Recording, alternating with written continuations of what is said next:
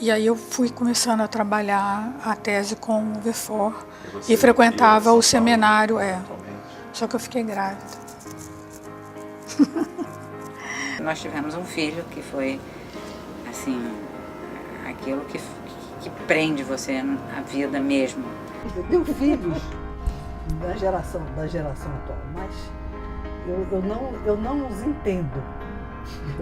Eu não os entendo. Quando eu me fiz profissionalmente, assim, eu já tinha outras injunções pessoais. Já era difícil, do ponto de vista da minha vida pessoal, fazer isso, deixar os filhos, ficar fora.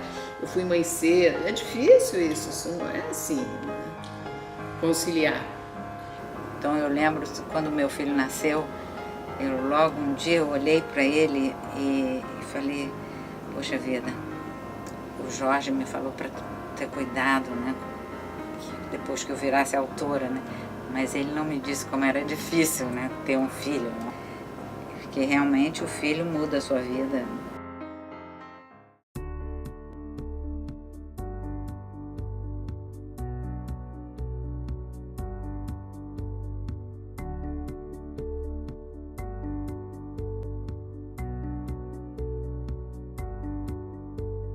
Éramos mais velhos, assim, quer dizer, na verdade terminamos nossas teses, sobretudo as mulheres. Mais tarde. Isso era algo que comentávamos muito. E que as mulheres, pelo menos no nosso grupo, mas eu creio que talvez isso possa ser um dado importante, mas as mulheres terminavam depois dos seus maridos. Acho que quase todas elas, casadas com acadêmicos também, com pesquisadores, terminaram depois. O movimento aqui foi menor, num certo sentido, no dia a dia, tá? Porque em 67 nasceu meu filho, então eu tinha um filho pequeno, que, enfim, o dia a dia passa a ser mais dividido. Chegando em Campinas, eu cheguei com uma filha pequena e então já me dediquei a ser mãe. Trabalhava fazendo traduções, né? Fazia bicos, digamos, trabalhos informais. Em 80 decidi fazer faculdade. Mas a senhora não vai ficar com esse emprego? Eu disse para ela, minha senhora, se eu tivesse de viver desse emprego, meu filho tinha morrido de fome. Mas o que você atribui isso?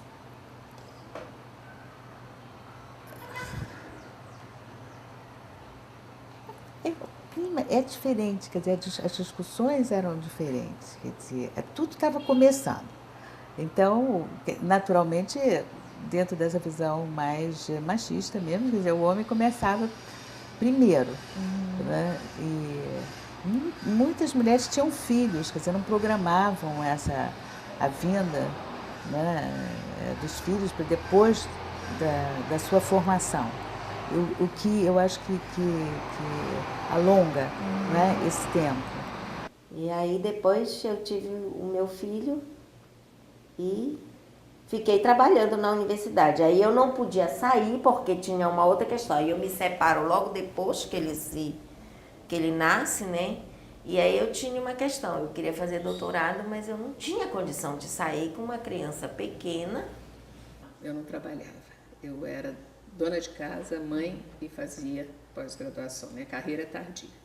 Na verdade, eu já nem sabia onde é que eu estava. Eu sei que a demanda era enorme, né? E nós estávamos os dois, eu grávida, o Wellington também tendo que trabalhar e meu pai chamando ele para a política. E foi aí que explodiu tudo, a tese acadêmica foi pelos ares, não houve tese nenhuma, nem de um nem de outro. E muitas fizeram suas teses lá mesmo no IFIX e tendo os filhos juntamente, e que eles não gostavam muito de ver suas mães fazendo teses. Né? E passei a gravidez toda trabalhando de manhã, comendo no bandejão, e trabalhando meio-dia e indo para casa de ônibus superlotado, e ainda estudava à noite. Então, enfim, eu não sei, realmente hoje seria absolutamente inviável, né? Mas, enfim, isso era possível. Né? Já tinha me separado com a minha filha tinha 4 meses quando eu me separei. morava na comunidade ainda? Saí de morar da comunidade e comecei a trabalhar para dar conta dessa situação toda.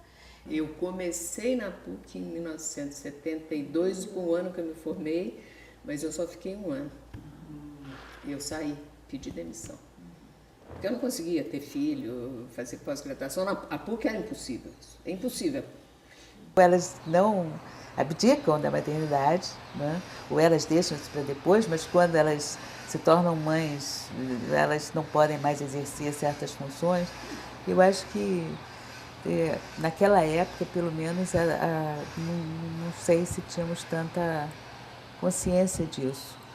Eu ia para os Estados Unidos, para Califórnia, já tinha sido aceita lá e tudo. E daí o Bob assim, as crianças não conhecem a família, não sei o quê, papapá, assim. Vou ver se eu consigo, então, transferir para a Universidade de Londres. E eu consegui transferir, a bolsa foi transferida, etc. Eu consegui fazer isso e eu fui para Londres. Mas essa rotina da entrada em Paris como cidade, tive muito apoio, por exemplo, a colocação da minha filha numa escola, que para mim foi uma coisa que me angustiou muito o primeiro ano, né? Porque eu via relatos da Chica de contar de pré-adolescentes e coisas assim que vão para lá e que surtam. Eu disse, meu Deus, sabe como é que é? E era eu mesmo. O menor tinha 4 anos, o outro 9, 10 anos, foi para a escola inglesa, etc. Como resultado, meu filho mais velho mora lá agora. Ele ficou um tempo em Portugal comigo e depois ele foi para a Inglaterra porque eu queria que ele aprendesse inglês criança, porque isso é outra diferença, né? Tanto que hoje ele é uma pessoa do mundo, ele trabalha na África. Eu acho que não tinha esse planejamento tão grande, não tinha assim, agora vou terminar, tem um trabalho fixo, tem esse salário, e aquilo ia um pouco acontecendo.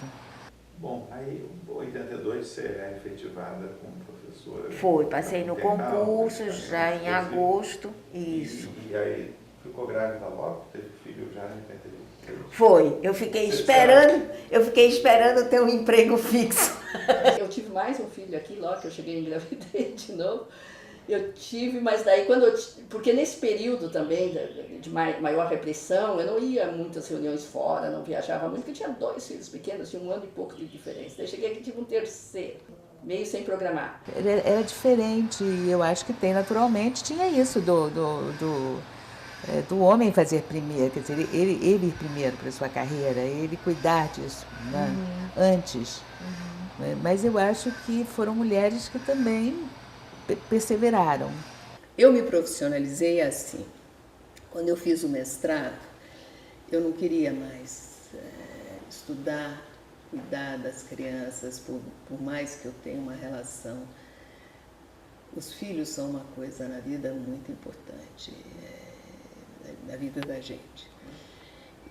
Mas por mais que tudo aquilo fosse fundamental para mim, eu não tenho uma vocação doméstica, ainda que eu seja uma dona de casa muito cuidadosa.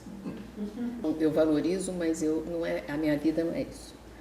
Eu não consigo, eu me sinto afogada. Se eu fico muito tempo, aquilo vai me sufocando. Eu costumo dizer que foi uma das épocas mais felizes da minha vida, embora eu estivesse longe das meninas, mas era também umas férias. Não vamos dizer que mãe tem que estar com o filho o tempo todo e quer isso. Que é mentira.